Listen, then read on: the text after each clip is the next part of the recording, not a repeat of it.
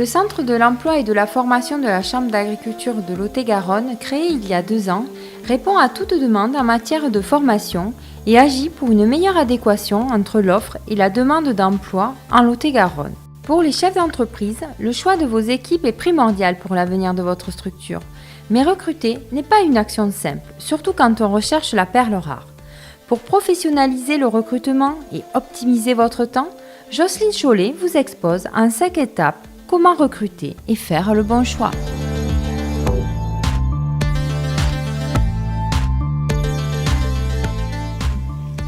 Le premier conseil serait de dire recruter n'est pas une histoire très simple, ce n'est pas une action anodine.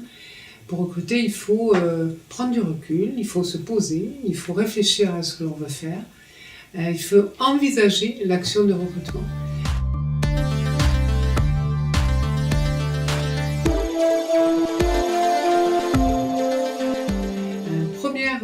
Première étape, il faut réfléchir à ce dont on a besoin. De quoi ai-je besoin sur mon exploitation, dans mon entreprise?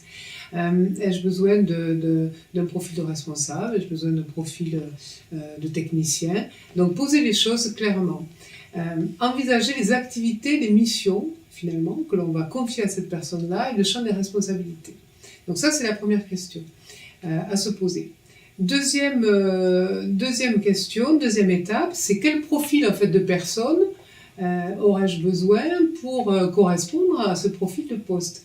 Une personne qui démarre son parcours professionnel, donc jeune, sans forcément de bagage professionnel, mais avec d'ores et déjà une certaine méthodologie de travail.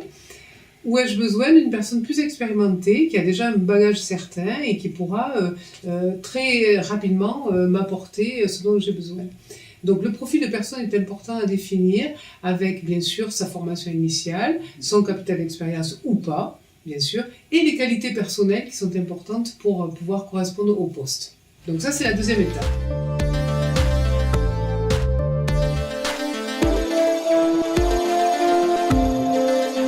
Troisième étape, lorsque j'ai posé ces choses-là, c'est évidemment de communiquer autour de mon intention de recruter. Donc il faut le faire savoir. Donc je vais bien sûr poser des annonces sur les sites, je vais utiliser différents biais de communication, différents outils de communication. Je vais en parler également autour de moi. Le dire est important, faire savoir que je recherche tel ou tel profil.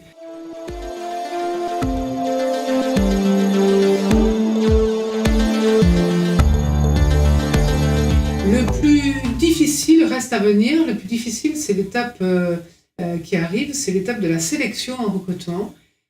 Sélectionner, là aussi, demande de se poser, de rencontrer la personne, de prendre le temps d'échanger avec elle, de la questionner, d'en savoir plus sur ce qu'elle a fait, bien sûr son parcours, ce qu'elle envisage faire au sein de l'entreprise, sa projection donc dans l'entreprise, ses motivations. Discuter avec elle, discuter précisément avec elle, ne pas aller trop vite dans la discussion parce que on n'a pas beaucoup de possibilités pour en savoir plus sur la personne, c'est par l'échange en fait, c'est tout simplement par la discussion.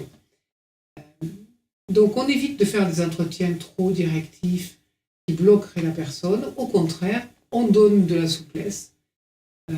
C'est une sorte d'interview, mais d'interview qui est faite avec diplomatie, avec simplicité, pour que la personne puisse se livrer, se raconter. Et à vous, à ce moment-là, bien sûr, recruteur, de voir, d'envisager, d'analyser, d'évaluer si ce qui est dit, finalement, correspond à ce que vous recherchez. Donc la sélection est un moment véritablement important.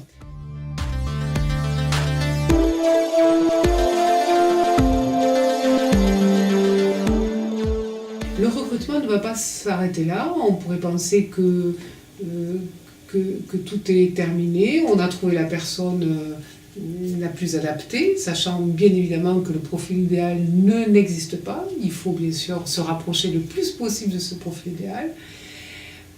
Mais après l'avoir trouvé, il faut l'intégrer. Et la phase d'intégration est très très importante en entreprise. L'intégrer, c'est là aussi envisager le comment on fait, comment je vais faire pour que cette personne se sente très vite à l'aise dans la structure, de quelle façon je vais communiquer l'ensemble de ses activités, lui expliquer le champ de ses responsabilités, de quelle façon je la présente aux autres membres de l'équipe, bien sûr. Bref, assez vite, la positionner dans le projet de la structure. Donc là, on est d'ores et déjà dans la partie managériale. On est dans cette partie-là. Donc l'intégration, c'est vraiment le carrefour, c'est ce qui se situe entre le recrutement et le management. C'est déjà une première action managériale, l'intégration.